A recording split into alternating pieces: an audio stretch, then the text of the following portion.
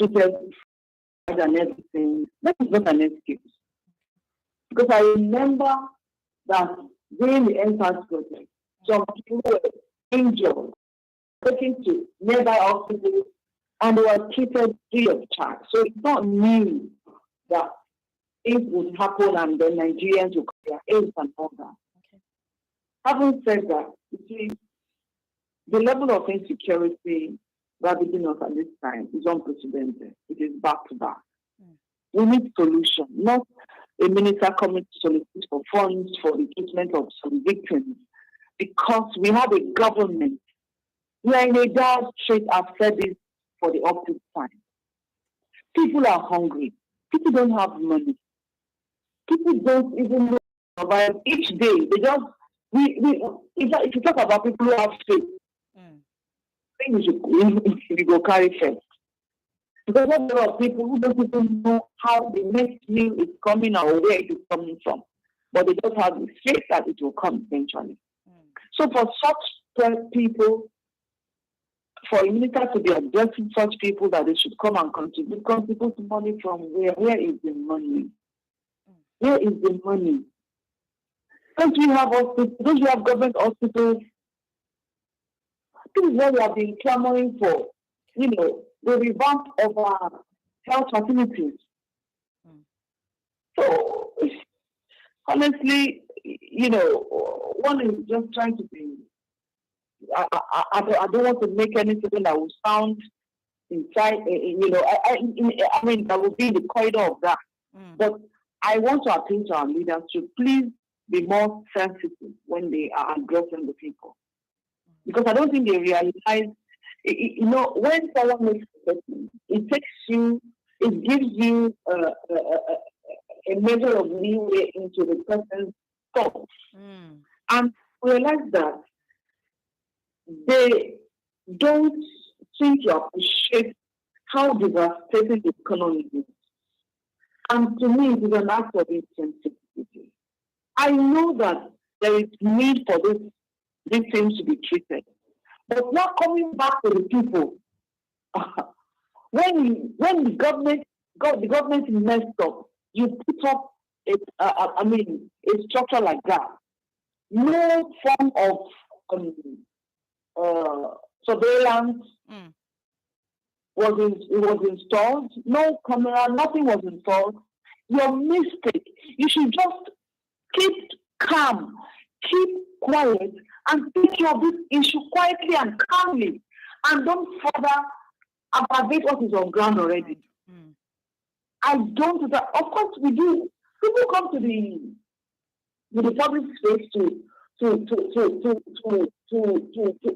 seek for financial assistance, and Nigerians readily assist. But this case is very patronizing, because you as a minister would come up and tell us to contribute money for these people. We are not insensitive. We feel bad. We are all afraid for our lives. But coming from the minister, it shows that they don't understand what Nigerians are going through. They are so far from the people. They are within their own comfort zones, and they don't know what is happening outside of their comfort zone. That is why they make such a pronouncement. Because don't make us sound insensitive. We are not insensitive. But this is not the statement that should come from a minister. It shouldn't come from a minister. It shouldn't. Thank you. All right. Thank you very much for that, Ibinabo. The phone lines are open. 07000 917 917, 07000 917 917. Yes, a whole lot has actually been said about this particular issue, because truly we can understand as a people that yes, we all feel the pain of these people. We feel the pulse of people who have lost family members and all in this. But asking the people to come out and start contributing money, why then do we have government? Why then do we have a government? We have this call coming in. Hello, good morning. Hello, good morning. What's your name? Where are you calling us from? My name is Tina. I'm calling from. Please turn down the volume of your radio so we can hear you properly. Hello. Hello. Hello. Are you still there? Oh, do have to call us back on 07000 Now, Ibinabo. Mm. So at this point where Nigerians are being told to contribute money for this patient being treated at the 44 Nigerian Army Reference Hospital in Kaduna State. So does this mean that, are we saying in any way that Nigerians, you are on your own, or Nigerians do for yourself what you can do for yourself? The question we should ask them is that when they go on medical tourism, who pays? Are they paying from their own personal accounts, or they are taking the money from our coffers? Because I don't think they take permission from us. I don't think any minister or any public office holder has come out to beg us to contribute money to treatment for them. They just freely travel out and take care of themselves and return. The other time, there was a governor who has earmarked over 23 million naira for a holiday. For a trip. You understand? So you can imagine this is the best trip we have found ourselves. The question is, do they come to us? Do they seek for funds from us for treatment before they travel? Where do they get the money they travel with? Where do they get it from?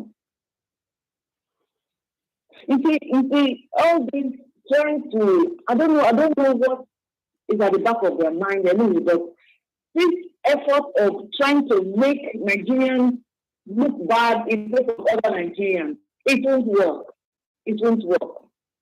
It won't work. I mean, at this point in time, a minister shouldn't say this. How could you say that? It's like, let me give an analogy like this. A poor man whose child is ill go to the hospital. Okay. And the doctors are now saying that he should further go back to another poor man to come and pay for the hospital bills. They are invariably saying that leave the patient to die. Nothing must happen to those patients. They must be treated. Government must bring out money for their treatment. It is the responsibility of the government. They must pay for the treatment. They shouldn't do this. They shouldn't do this. All right. They shouldn't blackmail us emotionally. What is this?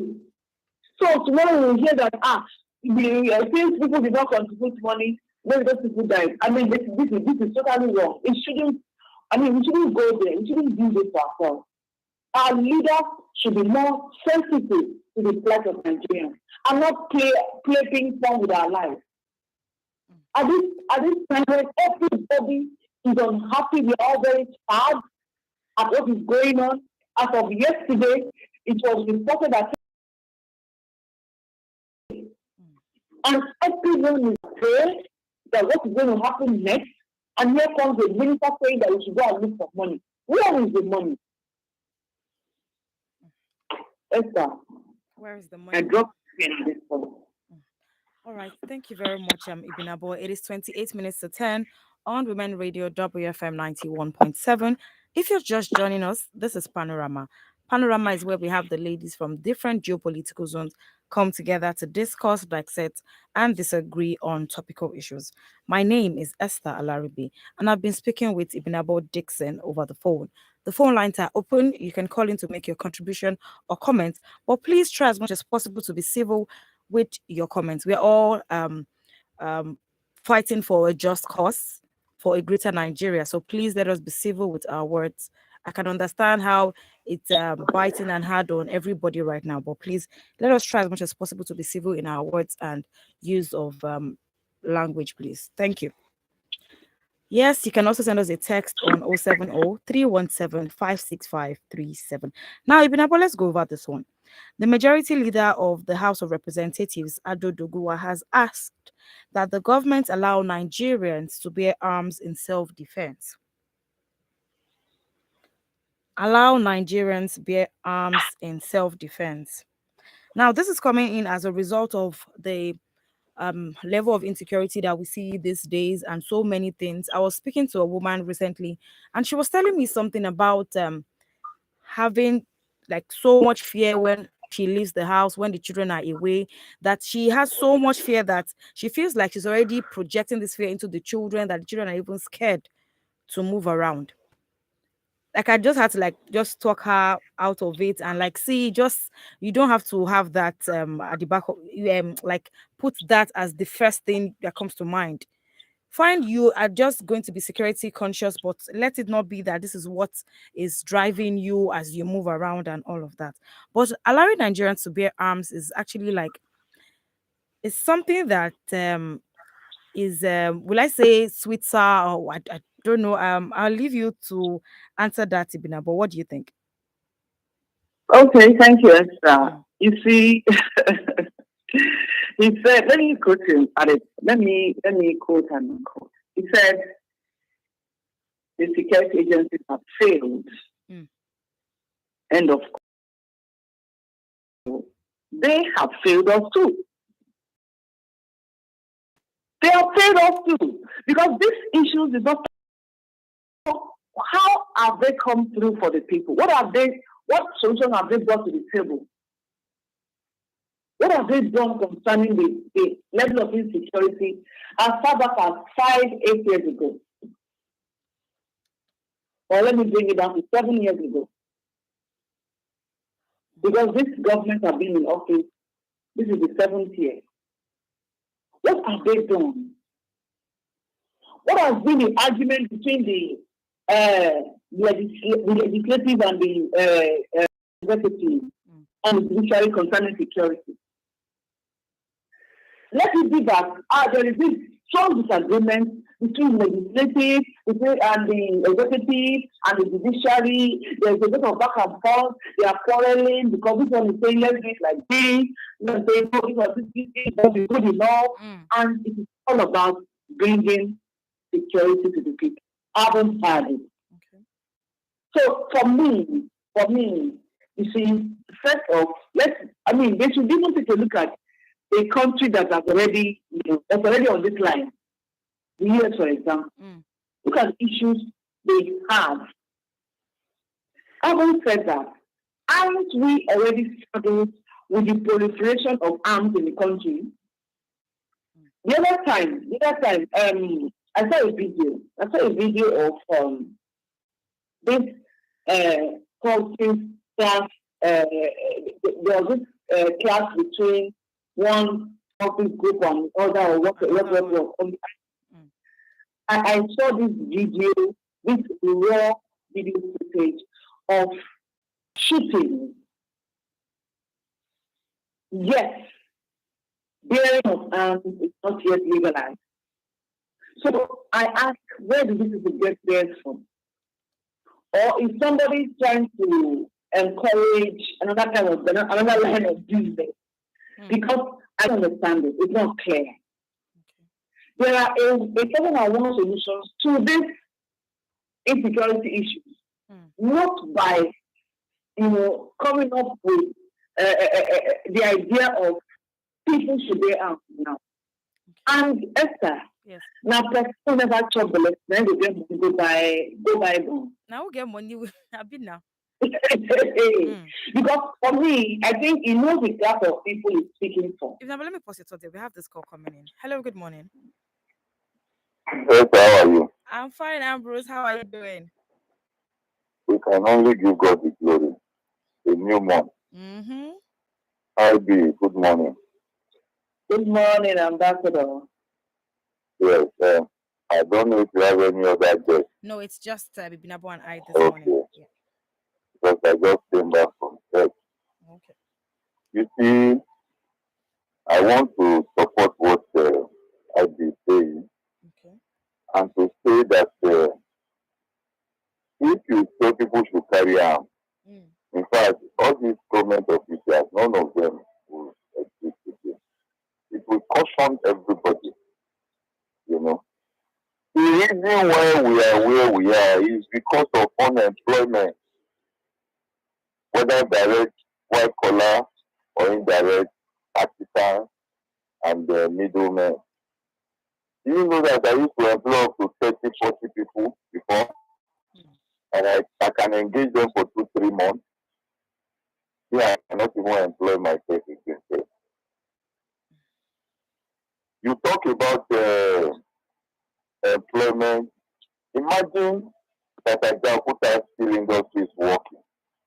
Imagine that the Osogbo steel rolling mill is working. Imagine that Jos steel rolling mill is working. Imagine that the refineries are working. Imagine that we have industries on Oba Accra, industries in Kaduna. Okay. Just imagine that we have the same industries in Ikorodu, tomato factories, orange juices, and all of those things. Then don't you know how many youth will have been engaged by now? Imagine that we have enough electricity and we are giving to other neighboring countries. Then the few people that we know we want to tackle, we know that they have been, programmed or destined to cause insecurity and all of that. Okay. But what do we have today? They just tell us, Esther, you know the one that is surprising me. Okay. Answer me now. I don't know. You have to tell me, Ambrose. They will tell you there is no money. Okay. Nigeria is broke. This is broke. And they want to kill themselves to come there. That is the one that is surprising me. Do you go to where there is no money? Who is deceiving who? They should see. 2023 is coming, They should not come and be telling us stories now because they are aware of the situation. Because they are that when they get there now, they will say, I met empty coffers. They force you. I bet back well. Thank you very much, Ambrose. Thank you. Yes, that was what Ambrose had to say on this, Ibinabo. Yes, Ambrose has spoken and he has the right to his opinion, and it's not far from what a lot of Nigerians do feel or think, yes. So, as I was saying, now, I saw that video and there was this serious shootout. Okay. And you ask, where did they get all of this from? And we are yet to legalize bearing of arms. Yes. So you see, I don't know where that came from that honorable, but I don't think that's what we need now. I don't want to judge him because you see sometimes some people, when there's a situation, people react. Yes, thank you. So that is his own way of reacting to what is going on. But I think it is rather not a welcome idea because now imagine a scenario, Esther. As we are now, bearing of arms is not legalized. So you're almost sure that the person, for example, as a police officer, you're almost sure that the person you are talking to, the civilian you are talking to, does not have any arm on him. Now, if you are harassing him as an officer and he tries to put his hand in his pocket, the officer automatically assumes that he's bringing out money. To give him, to allow him pass. But by the time they make bearing of arms legal, when you are being addressed by security operative, and probably you just want to take your handkerchief, maybe you are sweating, you are worried, you are scared, they will just shoot you. Ibinabo, we have this call coming in. Hello, good morning. Good morning. Yes, good morning. What's your name? Where are you calling us from? My name is Bode Adibola, calling from Ikeja, Computer Village. Good morning, Bode. How are you doing today? I'm fine. I just want to talk about the case of the federal government saying that people should be contributing money for health care. Okay. No one in Nigeria would deny not ever knowing anyone who has traveled abroad in the last year, specifically to receive President Muhammad Buhari abroad to receive medical care. According to the Nigerian Sovereign Investment Authority, Nigeria spent over $1 billion annually on medicine abroad. If you look at the budget proposed by the federal government of Nigeria, the State House Medical Center alone, they proposed 687 million naira for the State House Medical Center in Abuja alone. So where did they now get that reason that Nigeria should be contributing money for health care, despite all these billions and millions they are allocating? I think that statement is ridiculous, very, very ridiculous. Thank you very much. Thank you very much, Bodi. Yes, and that was Bodi from Ikeja saying he thinks that statement was ridiculous. That what money do Nigerians have that you have to contribute? You cannot take out from what you don't have, Ibinabo, can you? Like I said earlier, the hungry man who is here to find a meal. You're asking him to go and bring money to do what? That is how laughable it has become. It is so disheartening. So disheartening. So as I was saying, a lot of thoughts came to my mind. I was like, okay, imagine what happened. Esther, Nigeria Ghana match in Abuja. When it was obvious that Nigeria had lost the ticket to go for World Cup, look at what some of the people did.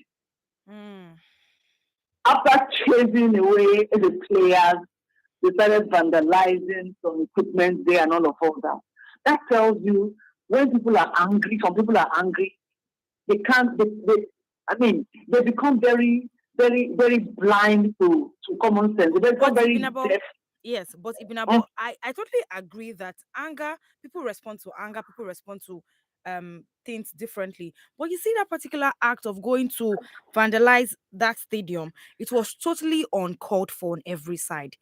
Just like when I remember the case of the NSAS protest and people went about burning BRT buses. Like, who are you doing? Now yourself they do, because now they use these things, they spoil them. By the time they start to allocate money for these things, money will never even reach in our hand. Like, I really don't understand how people process their thoughts and things before they carry it out. But if you think about these things properly, Nigerians are still the one that's still going to be at the receiving end of going to destroy anything. That is why I'm saying that for the man to come up with such an idea, it's very far from the people. He doesn't even understand the way Nigerians react.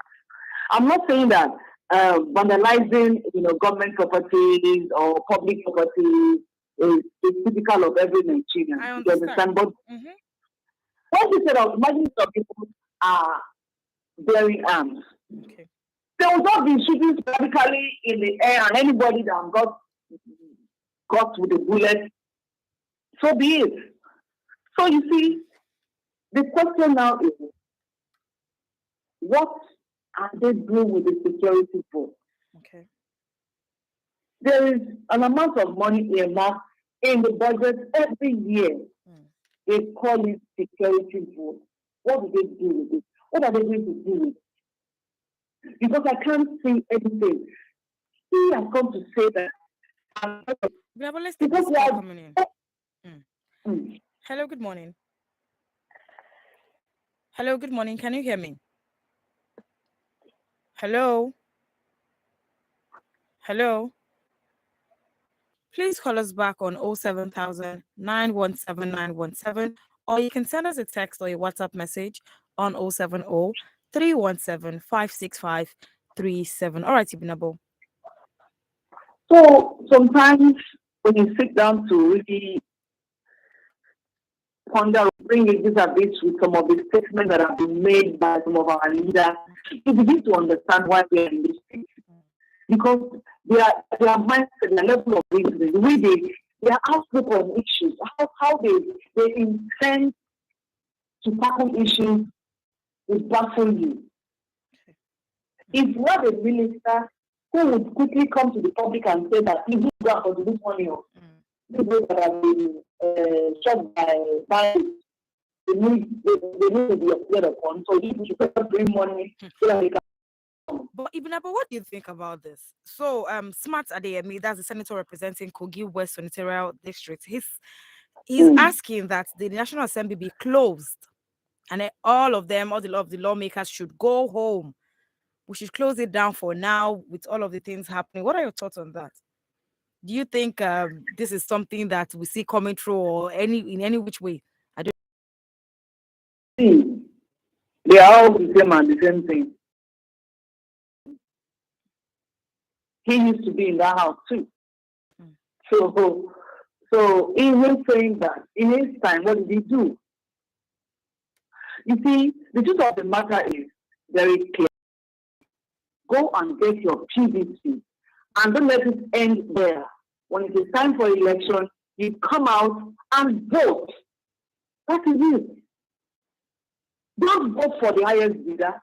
Vote for who you think would make your life better. And be very reasonable about it. Not somebody that will give you a meal. You take a meal, just one meal for 4 years, it will be dead before the end of that 4 years. So let's be true to ourselves. Okay.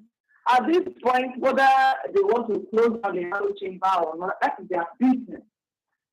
What matters to every right-thinking Nigerian at this point is go get your PDC and make sure that you keep yourself safe and come out and vote when it is time for election. And then before then, when it is time for campaign and all that, we have to be part of it. Some people don't even watch debate. Some people don't even listen to campaigns. They just vote for parties. They don't know what they are even voting for. They just go to the polling unit and then show me where is we have a caller on the line. Hello, good morning. Hello, good morning. Can you hear me? Hello. Oh, I just can't seem to hear this person. Let's see. Hello, good morning. Hello. Yeah, good morning. Can you hear me? I'm good. All right, Ambrose. Ibinabo did mention the National Stadium at Abuja, and you condemn rightly so. But do you know that before that match, Abuja was closed? Civil servants should not go to work. They will provide buses because Nigeria wants to play World Cup match, so that they can also use it as part of their achievement if Nigeria has qualified. It's ridiculous that they have to close the whole capital of the nation because people want to play match. You see, these are just law of karma, returning back. So, for me, those people who went to stadium that day, give them free tickets, paid free bus shuttle, and they say they must come close the whole Abuja. Ambrose, is that what you were told, Ambrose? Ambrose. All right, thank you very much for that, Ambrose. Yes, Ibinabo, wrap it up now, please. We're running out of time. Okay, so what I just want to say is that our government should please be more responsible and be more responsive to the plight of Nigerians. Okay. It is not about playing the blame game. It's about giving people the freedom of democracy. Okay. You come in promising security, safety, everything, better life. And what are we getting? The exact opposite. The level of insecurity we are facing at this time is unprecedented. I've never experienced it in my life. I have never. A situation where you are afraid. As we were starting this program, you made mention of a woman who was very apprehensive of her children and everything. There is so much apprehension in the air. Everybody is afraid. Everybody is afraid. You don't know what is going to happen next. I was talking from somewhere 2 days ago, and there was a bit of traffic. It was a big peak. I was very worried. Hey, what is going? And what is going on? But even when some people will come out of their vehicle to want to check, I would not assume they were coming to attack our vehicle. So that is how I saw, and this guy tweeted. He said a bus about maybe 8-seater or 7-seater bus or something, and this lady was about to come into the bus, and she just looked around and saw that it was just guys alone, and she stepped back. The guy said he just sighed within him, and he said, "I truly understand. I understand, because you don't know who is who anymore." yes. You don't like my mother say, you don't know where to put your leg. Whether to leave it hanging on the table or to put it on the floor. We are all scared. Sister will come and say she come and contribute money for bullet victims. Or another member of house would say that everybody should bear arms. That is also the problem. So if I'm carrying a small gun and the bandit is carrying AK-47, are you going to compare AK-47 with a shakabula? I mean, let's be realistic. Let's be true to ourselves and bring proper solutions to this problem. Right. It is not rocket science. Just because they are busy with themselves. So they just look up quickly and do something and go back to themselves. They are not there for the people. They are not shown they are there for the people. And we need those people who will be there for us. Not those who will be there for themselves. All right. Thank you very much, Ibinabo. Thank you for having me. Yes, do have a great day and enjoy the weekend. Likewise. Yes, thank you. All right, and this is what we call it a wrap this day on Panorama. Do have to join us again on Monday at 9:15 a.m. My name is Esther Alaribe. Panorama is where we have the ladies from different geopolitical zones come together to discuss, dissect, and disagree on topical issues. And please, as we go about our daily activities, please be security conscious. Stay happy. Stay happy, stay happy. I cannot overemphasize in it to stay happy and just be thankful for anything. Just find something to be thankful about. All right, this is why I say bye. Good morning. To sponsor this program, call the number 0816 480 7613. Please listen to this special announcement. Due to the high cost of diesel, Women Radio 91.7 will be cutting down on our hours of operation. From Wednesday, 23rd of March, we would operate from 6:30 a.m. to 8 p.m. Mondays to Sundays. The Adult Conversations program will now hold from 6 p.m. to 8 p.m. Mondays to Fridays. You are very important